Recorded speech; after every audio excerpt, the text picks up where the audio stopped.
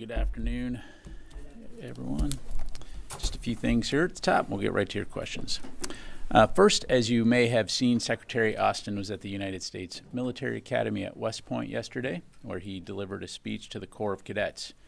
Reflecting on his own time as a West Point cadet, his public service career, and his experience on the battlefield, the Secretary shared thoughts and advice stemming from his 45 years serving as a soldier and as the Secretary of Defense for the cadets as they prepare to become future leaders in the United States Army. Transcript of the speech as well as a video are posted on the DoD website at defense.gov. Shifting gears, earlier today, Secretary Austin hosted the Armenian Minister of Defense at the Pentagon for a bilateral meeting, the first such meeting in 2 decades. The leaders reaffirmed the strategic partnership between our two countries and also reaffirmed our shared objective of an enduring peace in the South Caucasus. The two leaders also discussed ongoing and future security cooperation efforts such as military education and professionalization, institutional capacity building, and training. Full readout will be available on defense.gov later today. Looking ahead, Secretary Austin will depart tomorrow for Simi Valley, California to attend the 2024 Reagan National Defense Forum. This marks the Secretary's 4th year attending the forum, and on Saturday, December 7, he'll deliver the keynote address, which will be live streamed. Additionally, alongside Senate Republican leader Mitch McConnell, Secretary Austin will also be the recipient of the Ronald Reagan Peace Through Strength Award from the Ronald Reagan Presidential Foundation and Institute. Following the Reagan National Defense Forum, Secretary Austin will travel to Tokyo, Japan for a multi-day visit. This trip marks his 13th visit to the Indo-Pacific as Secretary of Defense and comes as the department continues its historic efforts to bolster our partnerships and alliances and advance a shared vision of peace, security, and prosperity in the region. We'll have much more to share on the Secretary's engagements in Japan soon. Separately, on Tuesday, I highlighted U.S. self-defense strikes in the vicinity of MSS Euphrates in Syria when U.S. forces faced an imminent danger due to several threats to include rockets and mortars fired in the direction of U.S. forces in the area. U.S. Central Command has advised that 3 U.S. service members are being evaluated for possible TBI. As you know, those numbers can fluctuate, and I'm not aware of any other injuries at this time. Again, we'll not hesitate to take appropriate action to protect our forces if they are threatened. And finally, throughout his tenure, Secretary Austin has prioritized the development and rapid fielding of capabilities to counter the urgent and growing threat posed by unmanned systems. This week, the Secretary signed a classified strategy for countering unmanned systems to unify the department's approach to countering these systems that looks across domains, characteristics, and timeframes. Unmanned systems, more commonly known as drones, have the potential to pose both an urgent and enduring threat to U.S. personnel, facilities, and assets overseas, and increasingly in the U.S. homeland. As you know, the threats presented by these systems are changing how wars are fought. With this singular strategy for countering unmanned systems in conjunction with other major DoD initiatives like the Joint Counter Small UAS Office and Replicator 2, the DoD is orienting around a common understanding of the challenge and a comprehensive approach to addressing it. And with that, I'm happy to take your questions. We'll start with AP Lita. Thank you, Pat. A quick question on transition. Can you just update us? Has there been any steps or any movement at all for any transition meetings or anything here in the Pentagon? Lita, what I would tell you is no contact at this stage. I do understand that the transition team has signed the DOJ MOU, but we're awaiting word from the Federal Transition Coordinator and the Trump transition team regarding the next steps.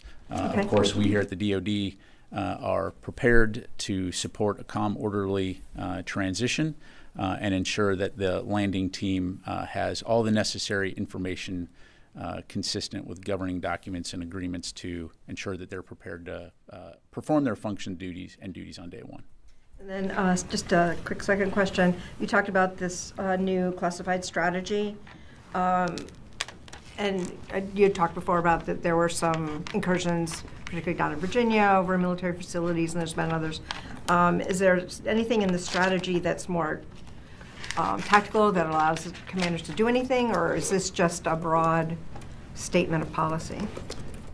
course, it's got all kinds of good information, but it's classified, so I can't talk about it. No. So really, Lita, again, recognizing that the strategy is classified, we will have an unclassified fact sheet that we'll be providing soon.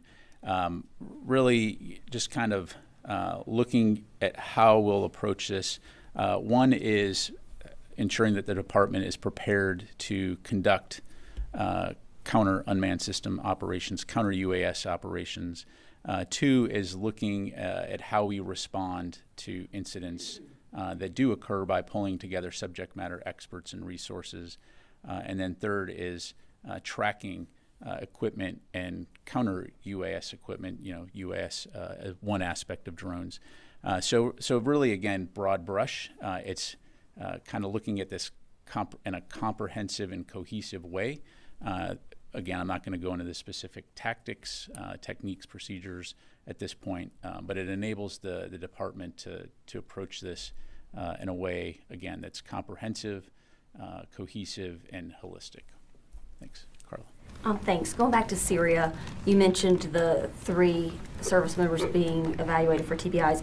Who is responsible for that attack? Who did the U.S. military target on Tuesday? Yeah, again, as I highlighted on Tuesday, I mean, that's something that we're still assessing. It's, again, important to highlight that region has been so first of all, we know that Iranian-backed militia groups operate in that area. We also know that Syrian regime forces operate in that area. But this location has been used in the past by groups like Iranian-backed militias to target U.S. forces at MSS Euphrates. But again, in terms of who is operating those vehicles or who is firing those rockets and mortars, that is something that, as I understand it, CENTCOM is still assessing. True, but you did mention a T-64 tank last time.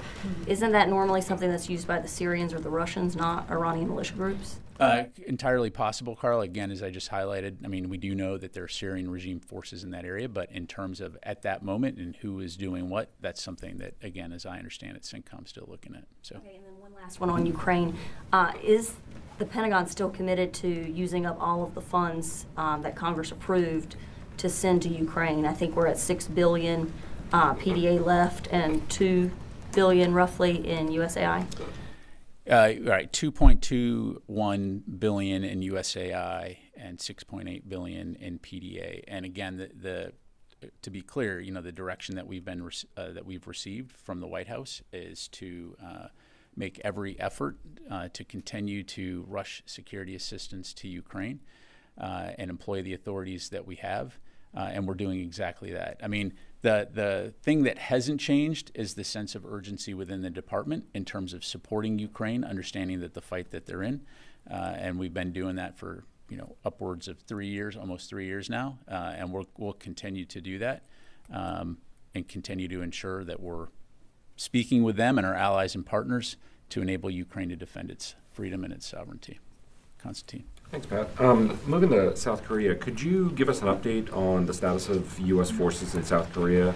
And specifically, can you speak to whether troops there are still under any restrictions? So first of all, to my knowledge, Constantine, no change in force posture.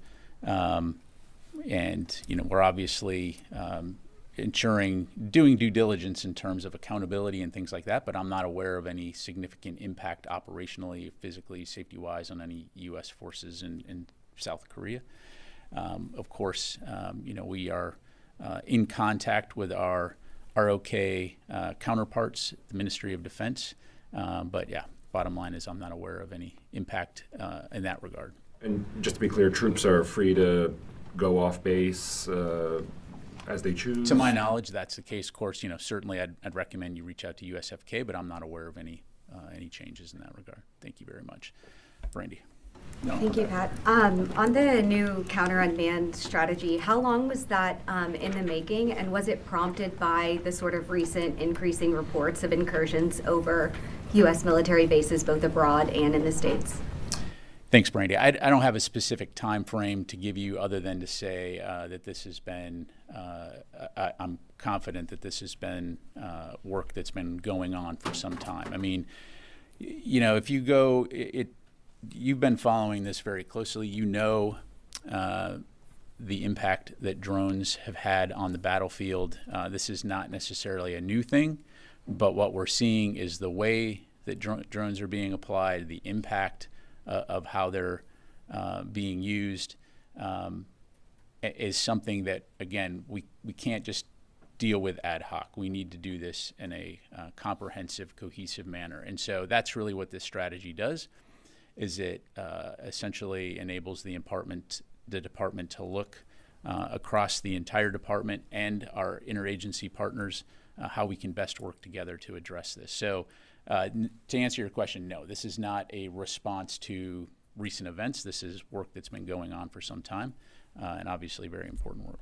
Do you have any new information about progress that's been made between the U.S. and U.K. militaries getting to the bottom of those previous incursions, and have there been any more? Yeah, I don't have any updates to pass along from the podium here, Brandy. I'd recommend you call U.S. Air Forces in Europe or the U.K. Ministry of Defense. Thanks, Fadi. Thank you, General. So concerning those 3 U.S. soldiers who are being evaluated for the potential TBI, where were they when that impact happened, what raised the concern of potential? Yeah, again, this is all, in the vicinity of MSS Euphrates in that region down there. Inside the wire or outside the wire? That's as detailed as I'm going to get. On Tuesday, I asked you whether the U.S.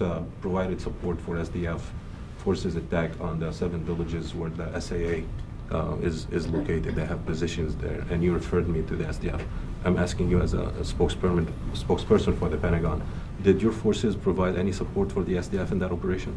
Look, our forces are in Syria to conduct a counter-ISIS operation, right? The enduring defeat of ISIS. They have partnered with the SDF on those missions. Certainly they communicate with the SDF on a frequent basis, as partners do, but our forces in that region were threatened.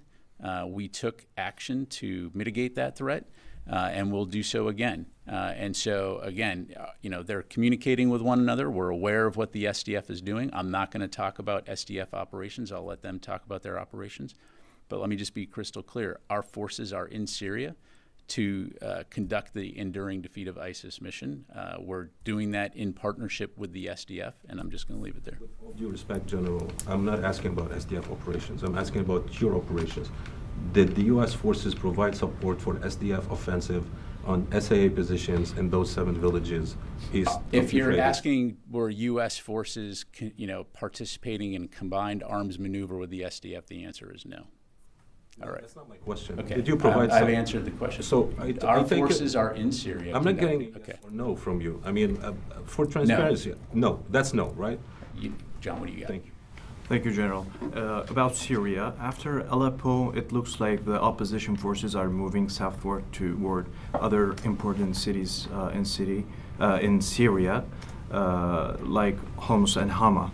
And is your position is changing because the thing is evaluating to something or evolving to something bigger, it seems? Do you have any communication at this phase with the opposition forces or through your Turkish allies on the developments in Syria? I mean, we're certainly monitoring the situation closely. Again, the U.S. has no role in what's happening right now in terms of northwestern Syria and the HTS and their operations and the Syrian regime. I mean, again, as you know, the Syrian civil war has been going on for a while. This is a new development in that war. But again, we're monitoring closely, very aware of the destabilizing effect. As we've said earlier, we call on all parties to de-escalate to ensure the protection of minorities groups in the region. We don't want to see more death and destruction in that regard. But again, no involvement by the U.S.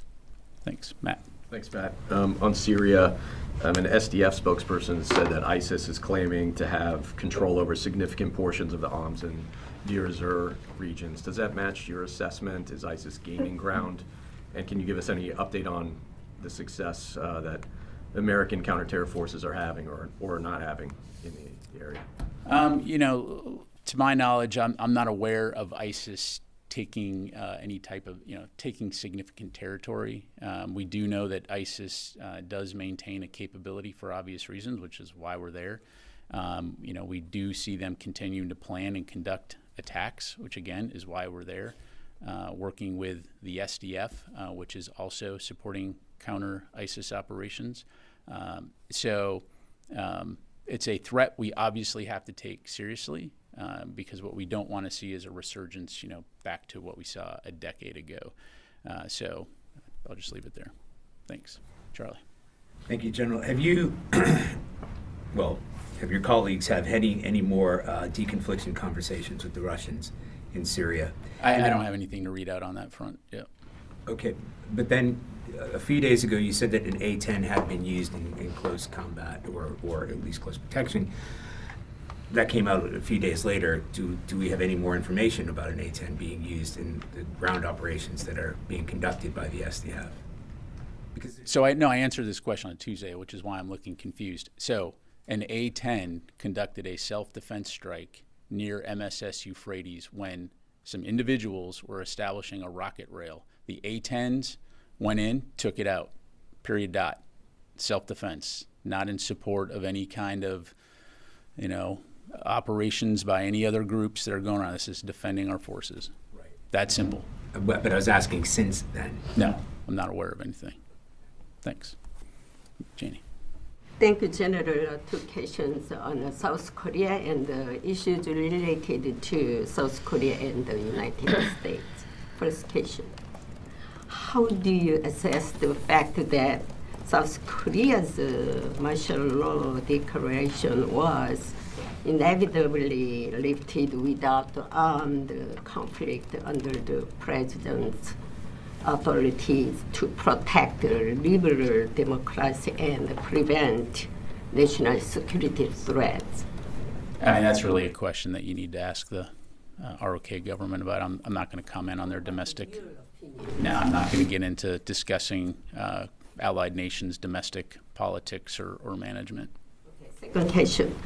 The United States, South Korea Nuclear Consultative Group, NCG meeting, the last meeting of the Biden administration, was scheduled to be held in Washington, D.C. this week, but was canceled. Can you tell us why it was canceled, or will you resume on a different day? I don't have any updates to provide in terms of rescheduling. Again, just given the events in ROK, it was deemed a prudent measure, and we'll keep you updated in terms of a new date when that's rescheduled. Thank you. Warren. Two questions in the Middle East, one Syria, one Lebanon. What steps has the U.S. military taken in Syria in light of the security situation and to prepare for what looks like the possible collapse of the Assad regime? So I'm not going to speculate about the future of the Assad regime. Oren, again, our forces are in Syria to support the enduring defeat of ISIS. We're obviously going to take appropriate measures to ensure that those forces are protected. But and as it relates to the ongoing Syrian civil war and what you see in terms of the various groups fighting one another, that's something that we're going to continue to monitor. As we've highlighted, we would call on all parties to de-escalate. But from a U.S. military standpoint, our focus continues to be on the defeat ISIS mission. And then can you update us on the effort of General Jasper Jeffers as part of the ceasefire monitoring mechanism? Has that advanced to a point where it is fully functioning, or what can you say to that? I don't have any more detailed updates to provide from what I gave out on Tuesday. General Jeffers is in Beirut working out of the embassy. But again, we'll keep you updated as we have new information to provide. Let me go back to Wafa. Yep. Thank you, General. In light of the quick advances the opposition in Syria is making, if you can explain a little bit how the Pentagon will address the new circumstances on the ground in Syria. Is the Pentagon ready to engage with elements of this opposition? And also, are these circumstances will have impact on the U.S. forces' posture in Syria? So let me make sure, just to clarify, are you asking, will the U.S. reach out to HTS elements of this opposition? No. I mean, it is a terrorist group, so no plans to do that. And again, as I mentioned, the U.S. has nothing to do with that offensive. And as far as it relates to U.S. personnel in Syria, I'll say it again: the whole reason our forces are there and have been there is to support the enduring defeat of ISIS mission. We'll continue to work with partners like the SDF toward that end. That is our mission. So. Do you have any concerns that this situation in Syria can spill out into Iraq?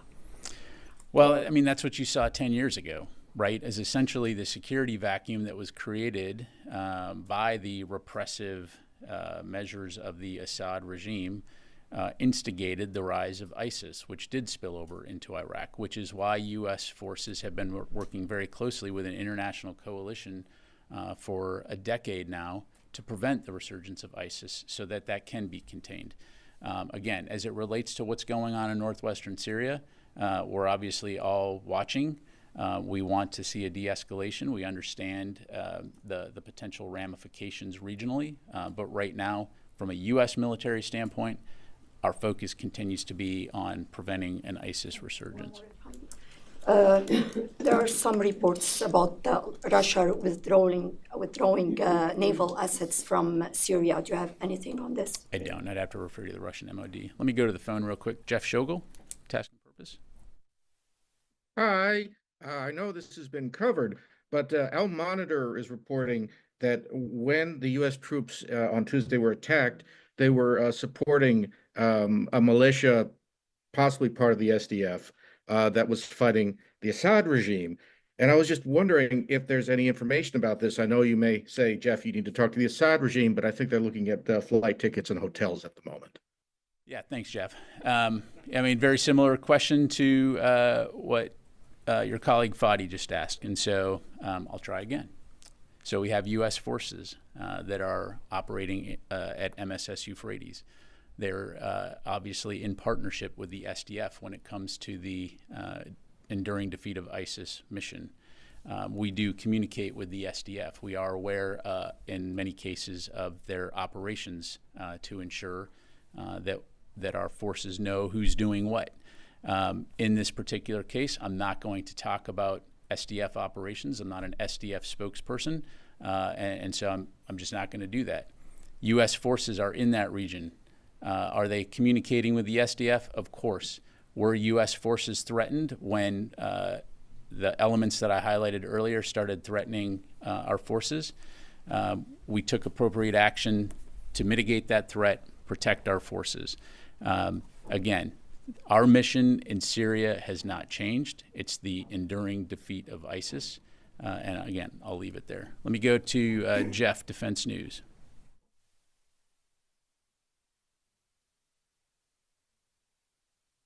All right, Howard from the War Zone. Hey, thanks. So in a completely different vein, I wanted to ask you about NGAD, and can you tell me why the program was punted over to the Trump administration? And also, are there any other big programs on the chopping block, like maybe Sentinel or Replicator? I'm sorry, which program were you saying was punted to the Trump administration? Program or Replicator? Well, Howard, I'm not going to talk or speculate about the future. I mean, as you know, the Department of Defense, our mission is to defend the country, and that doesn't necessarily mean that we're putting time limits on the things that we do. And so, unmanned systems, drones, are going to be something, again, that we will need to take a holistic, comprehensive approach to addressing for all the reasons that as you see playing out in places like Ukraine and other areas of the world. So the Department of Defense is administration agnostic in that regard, and that our focus is on defending the country. Again, I won't speculate on what future administrations may do, but I can be very confident in saying that we'll do everything we need to do to defend this country. Thank you. Take a couple more here. You go to Noah, and then we'll go to Jared. Just to start out with a couple cleanup questions. You said soon on a fact sheet releasing about the new strategy. When is soon? hopefully today. And on the conversations with the counterparts in the ROK, can you tell us what level those are and when they've occurred? I'm assuming not at the Secretary's level. Yeah, I don't have anything to read out in terms of, or announce in terms of the Secretary speaking to the ROK Minister of Defense. Certainly, we'll keep you updated in that regard. We have been in contact with the ROK Ministry of Defense at multiple levels, to include from here in DoD. But I don't have any dates to pass along in that regard. And just a quick last one. There was a call reported and acknowledged later between the chairman and General Gerasimov of Russia that happened last week. And the call was not immediately read out afterward, given that there was secrecy concerns between the two of them. I was wondering if we can have a commitment from you, sitting at the top of the briefing room here, to read out in the future such calls, given that the details that are provided are not exactly comprehensive in all of them. Yeah, look, I mean, as far as Joint Staff goes, I'd refer you to Joint Staff. Certainly I know, just like we do, they endeavor to do all they can to be as transparent as possible about these kinds of things. And so certainly, we'll continue to work toward that end, Noah. Jared, and then we'll get you a question as long as it's related to current news of the day. Yes, sir. Thanks, sir. I think we've covered this pretty well, but I just wanted to make sure we cover every base here. You mentioned that what transpired in Deir ez-Zor, there was no U.S. combined arms maneuver with the SDF, but that the U.S. is often aware of their operations. Were U.S. forces in and around in the vicinity of MSS Euphrates, were they in communication with and advising SDF elements, either conducting their operation or overseeing it? I mean, I'm asking about the role of U.S. Jared, forces. I appreciate the questions, but I'm just not going to have any more to provide beyond what I've already provided. Okay. And can you confirm whether U.S. forces did or did not kinetically engage in that area before coming under fire? Our forces engaged in self-defense, period, dot. Okay? Thanks. I'll say it again. They engaged in self-defense because our forces were threatened. And our forces are in Syria to support the enduring defeat of ISIS. All right, last question. Two, please. As long as it's news of the day, sir. Yes, sir, it is on the news of the day. Right. Mr. Anthony Chanella's senior intelligence officer, before he committed suicide in Arlington, he had published, his articles were published with me about the Russian bounties to the Taliban for killing U.S. soldiers. In this scenario that we are facing right now, or there is about to start, do you see such things happening again, third party playing their roles and affecting the U.S. interests? I'm not sure I fully understand your question, but if you're saying, are we concerned about third parties threatening the United States? I mean, again, look. Especially the Russians and the Iranians. Well,